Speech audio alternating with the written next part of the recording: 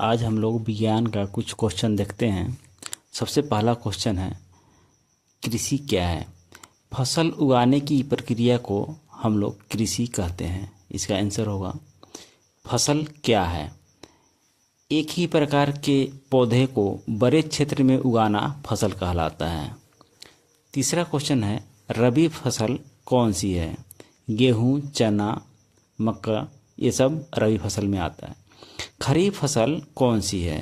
तो धान, मक्का, कपास खरीफ फसल में आता है। बीज बोने की मशीन को क्या कहते हैं? तो इसे सीड या ड्रिल कहते हैं, सीड ड्रिल कहते हैं। खाद क्या है? प्राकृतिक पदार्थ जो मिट्टी की उर्वरा शक्ति बढ़ाता है उसे खाद कहते हैं। उर्वरक क्या है? रासायनिक पदार्थ जो पौधे की वृद्धि बढ़ाता है उसे उर्वरक कहते हैं। सिंचाई क्या है? खेत में पानी देना सिंचाई कहलाता है। फसल कटाई क्या कहलाती है? फसल कटाई हार्वेस्टिंग कहलाती है, हार्वेस्टिंग सॉरी। खरपतवार क्या है? फसल के साथ उगने वाला अवांछित पौधे खरपतवार कहलाता है, अवांछित पौधे खरपतवार कहलाता है। अगला क्वेश्चन है, सूक्ष्मजीव क्या है? बहुत छोटे जीव जिन्हें माइक्रोस्कोप के द्वारा देखा जाता है उसे सूक्ष्मजीव कहते हैं। सूक्ष्मजीव के प्रकार बताइए।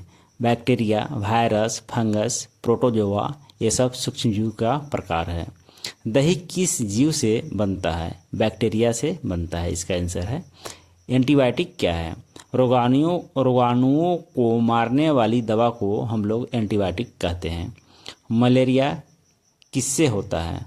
प्रोटोजोआ से मलेरिया होता है। वायरस से होने वाला रोग बताइए। तो वायरस से होने वाला रोग डेंगू है। खाद्य पदार्थ खराब क्यों होता है? सूक्ष्मजीव के कारण खाद्य पदार्थ खराब होता है। खाद्य संरक्षण क्या है? भोजन को खराब होने से बचाना खाद्य संरक्षण कहलाता है। पक्षीकरण क्या है? तो दूध को गर्म करके ठंडा करना पशुचीकरण कहलाता है। उसके बाद में है, नाइट्रोजन स्थिरीकरण कौन करता है?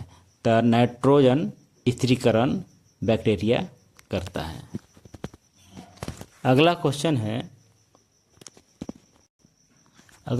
है कोयला क्या है? कोयला जीवाश्म ईंधन है। कोयले से क्या बनती है? तो कोयला से कोक, कोल, टार, कोल गैस बनता है। पेट्रोलियम क्या है? भूमि के नीचे पाए जाने वाला ईंधन पेट्रोलियम कहलाता है। पेट्रोलियम से क्या बनता है? तो पेट्रोलियम से पेट्रोल, डीजल, एलपीजी बनता है। प्राकृतिक गैस क्या है? एक अच्छा ईंधन प्राकृतिक गैस कहलाता है। पेट्रोलियम कहाँ मिलता है? भूमि के नीचे पेट्रोलियम मिलता है। जीवाश्म ईंधन क्या है? पुराने जीवों से बने ईंधन को जीवाश्म ईंधन कहते हैं। सीएनजी क्या है? कंप्रेस्ड नेचुरल गैस सीएनजी कहलाता है। पेट्रोलियम शोधन क्या है? पेट्रोलियम से अलग अलग पदार्थ निष्कासित किया निकलता है, उसे जो है शोधन कहलाता है। सबसे अच्छा ईंधन कौन सा है? तो सबसे अच्छा ईंधन सीएनजी होता है। अगला क्वेश्चन है, दहन क्या है? किसी पदार्थ का जलना दहन कहलाता है। दहन के लिए क्या जरूरत पड़ती है? दहन के लिए ईंधन, ऑक्सीजन, ताप की जरूरत पड़ता है। ज्वाला क्या है? जलते पदार्थ से निकलने वाली रोशनी ज्वाला कहलाता है। सबसे गर्म भाग कौन सा होता है? तो सबसे गर्म भाग नीला भाग होता है। आग बुझाने के लिए क्या उपयोग करते हैं? फायर एक्सटिंग्विशर यूज करते हैं। दहन के प्रकार बताइए। तो दहन का प्रकार है तीव्र, धीमा और विस्फोटक। ईंधन क्या है? जो जलकर ऊर्जा देता है उसे ईंधन कहते हैं। एलपीजी क्या है? तो लिक्विफाइड रेफ्रिजरेशन गैस है। मोमबत्ती की ज्वाला में कितने भाग होते हैं? तो मोमबत्ती के ज्वाला में 3 भाग होता है। अच्छा ईंधन किसे कहते हैं? अच्छा ईंधन उसे कहते हैं जो ज़्यादा ऊर्जा प्रदान करे। अगला क्वेश्चन है, वनों की कटाई क्या है? वनों का कटाई, पेड़ों को काटना ही वनों का कटाई कहलाता है। वनों की कटाई से क्या होता है? वनों को कटाई से मिट्टी का कटाव होता है। राष्ट्रीय उद्यान क्या है? जानवरों की सुरक्षा का स्थान राष्ट्रीय उद्यान कहलाता है। वन्य जीव अभयारण्य क्या है? पशु संरक्षण का क्षेत्र है। पेड़ क्यों जरूरी है? पेड़ हमें ऑक्सीजन देता है, इसलिए पेड़ बहुत जरूरी है। पुनर्वनीकरण क्या है? फिर से पेड़ उगाना पुनर्वनीकरण है। रेड डाटा बुक क्या है? लुप्त प्राय जीवों की सूची रेड डाटा बुक कहलाता है। जैव विविधता क्या है? जीवों का विविधता ही जैव विविधता कहलाता है। मिट्टी कटाव क्या है? मिट्टी का बह जाना मिट्टी कटाव कहलाता है। वन संरक्षण क्यों जरूरी है? पर्यावरण को संतुलन को बनाए रखने के लिए वन संरक्षण बहुत ज़रूरत है। कोशिका क्या है? शरीर के सबसे छोटी इकाई कोशिका कहलाता है। कोशिका की खोज किसने की?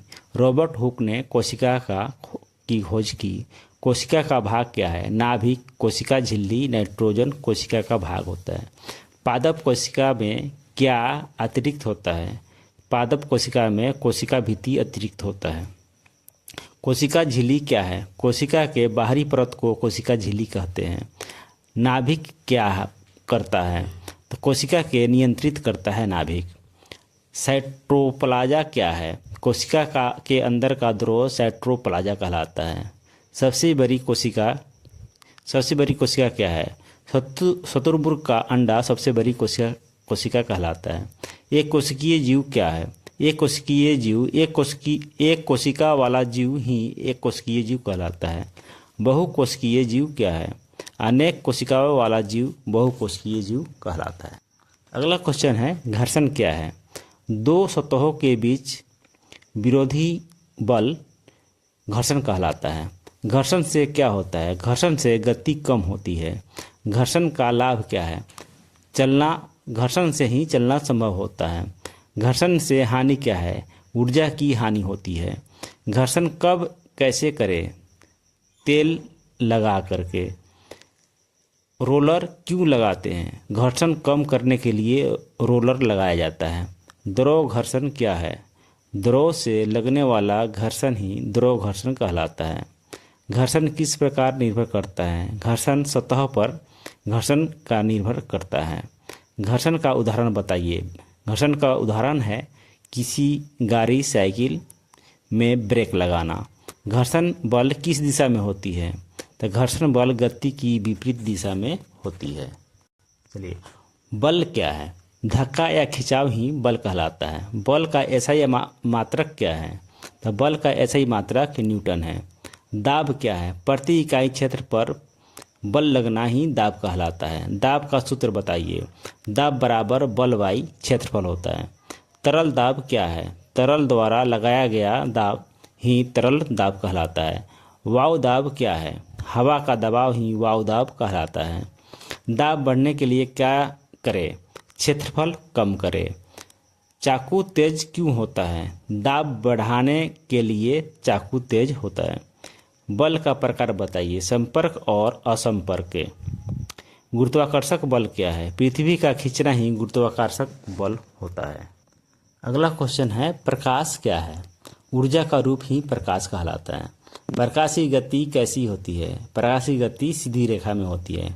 परावर्तन क्या है? प्रकाश का लौटना ही परावर्तन कहलाता है। दर्पण कितने प्रकार के होते हैं? दर्पण 3 प्रकार के होते हैं। समतल दर्पण क्या करता है? समतल दर्पण सीधा प्रतिबिंब देता है। अवतल दर्पण कहाँ उपयोग होता है? टॉर्च में अवतल दर्पण का उपयोग होता है और कई जगह होता है।